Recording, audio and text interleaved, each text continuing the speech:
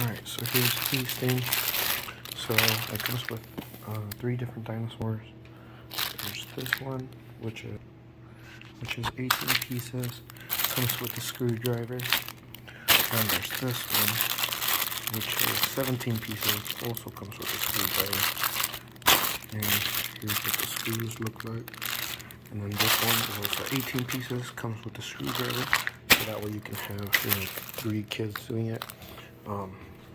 If they don't want to use a screwdriver because it takes too long.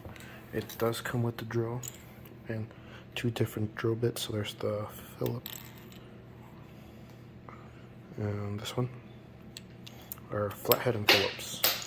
So yeah, it makes it a lot easier, a lot faster, and it comes with instructions on how to do each one of them.